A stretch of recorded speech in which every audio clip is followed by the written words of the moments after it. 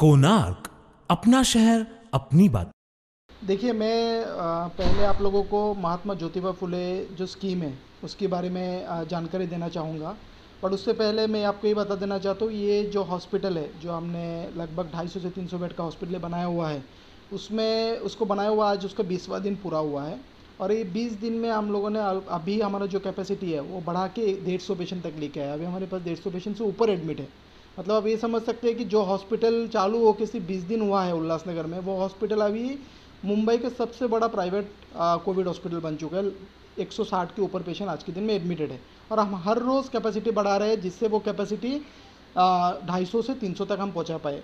और उसको बढ़ाने के लिए ज़रूरत होती है nursing, doctor staff, medical staff के लिए, वो हम कंटिन्यूस रिक्रूट कर रहे हैं।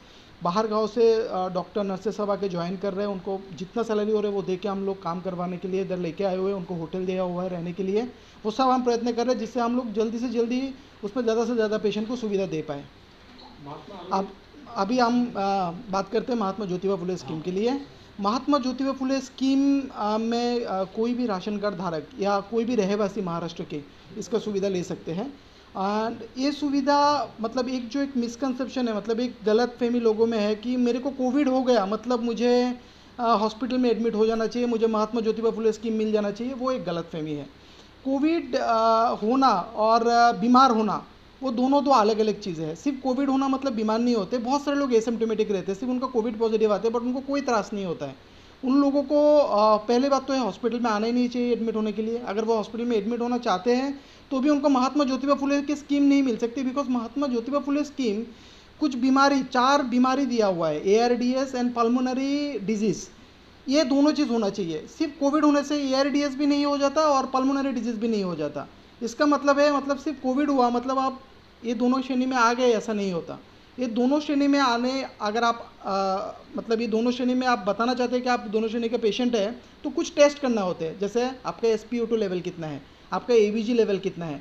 अगर ये SpO2 और AVG टेस्ट में पता चलता है कि नहीं आपका जो ब्लड का सेचुरेशन है वो एक नॉर्मल पेशेंट जैसा है, मतलब एक नॉर्मल इंसान जैसा है, सिर्फ आपको कोविड है, उसका मतलब आपको इस स्कीम में कवरेज नहीं मिल सकता। आपको CCC या आपको होम क्वारंटाइन होना चाहिए। तो ये गलतफहमी पहले लोगों तक जो है वो थोड़ा दूर होनी चाहिए कि। और मैं तो ये बताना चाहूँगा सिर्फ कोविड होने के बाद घबराइए मत। मैंने ये देखा है कि अक्सर कोविड हो गया तो एकदम घबरा जाते हैं लोग और उनको लगता है कि नहीं तुरंत 5 मिनट में मुझे हॉस्पिटल के अंदर चले जाना चाहिए। ऐसा नहीं होता है। कोविड होने के बाद कुछ प्रिकॉशन लेने चाहिए, वो प्रिकॉशन लीजिए। आप घर पे होम क्वारंटाइन भी हो सकते हैं। आप अपनी रूम में अगर टॉयलेट की सुविधा अटैच है जो बाकी कोई लोग यूज़ नहीं करते, सिर्फ आप ही यूज़ करेंगे, तो आप होम क्वारंटाइन भी रह सकते हैं। अगर आपको सेचुरेशन में कोई तकलीफ हुआ, मतलब आपको सांस लेने में तकलीफ हुआ, उस टाइम में आप हॉस्पिटल में संपर्क कर सकते हैं।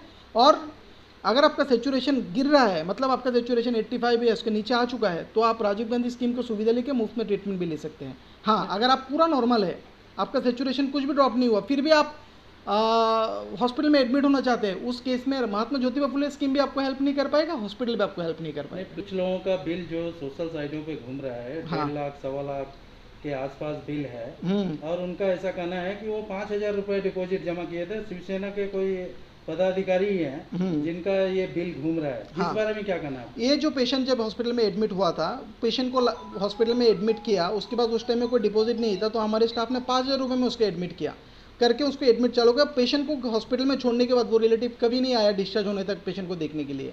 मगर ये पेशेंट जब डिस्चार्ज का समय आ गया तो आके बोलने लगा कि मुझे महात्मा ज्योतिबा फुले स्कीम की सुविधा चाहिए डिस्चार्ज के टाइम में। और ये हमारे ऊपर ये आरोप लगा रहे कि हमने पहले दिन ही बताया महात्मा ज्योतिबा फुले स्कीम का सुविधा लेना है।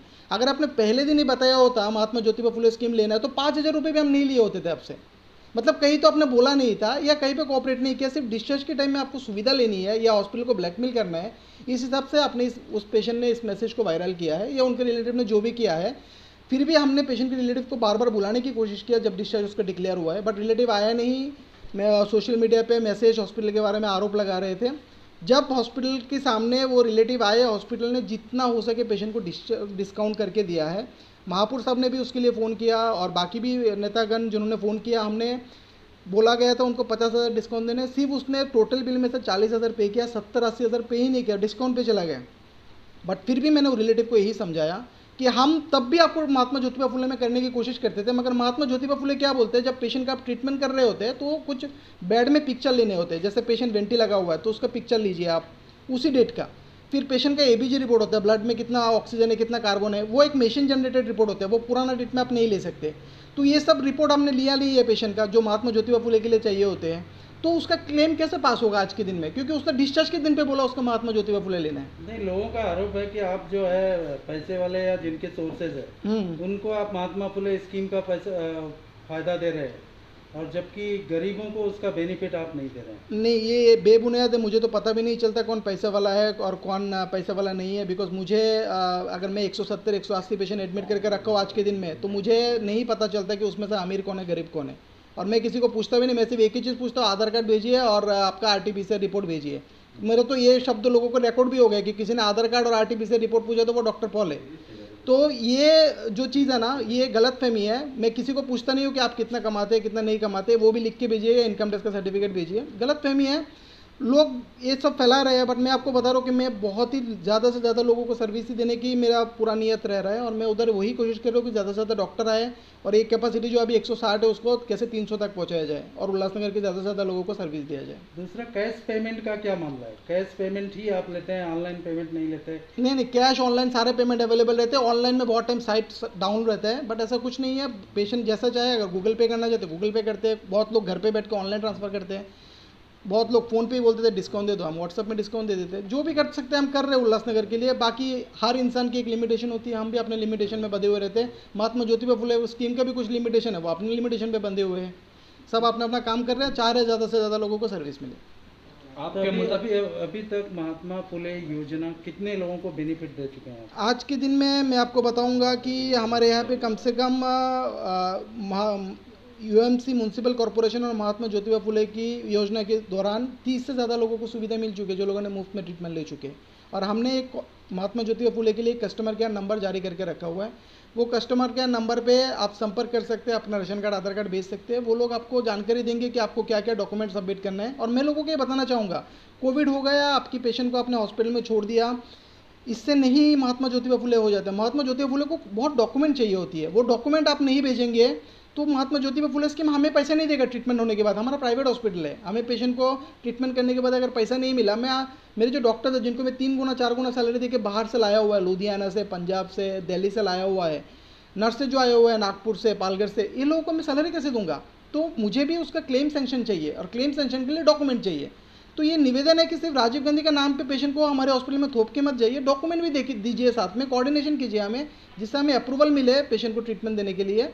और अप्रूवल मिलेगा तो हमें बाद में पैसा मिलेगा, वो बाद में मिलता है बट फिर भी मिलेगा। बट इसलिए मैं आपसे यही निवेदन करूंगा कि सिर्फ राजीव गांधी के पेशेंट के नाम पे हमारे यहाँ पे पेशेंट छोड़ के घर पे मत चले जाइए, हमारी टीम से कोऑर्डिनेट कीजिए और जो भी डॉक्यूमेंट हमारा टीम बोल रहे हैं वो हमारे हॉस्पिटल को दीजिए। महानगर पालिका से आपको क्या सहायता मिल रही है? महानगर पालिका से क्या सहायता मिल रही है? एक प्राइवेट हॉस्पिटल है, हम ज़्यादा सहायता के लिए महानगर पालिका से जा भी नहीं रहे हैं।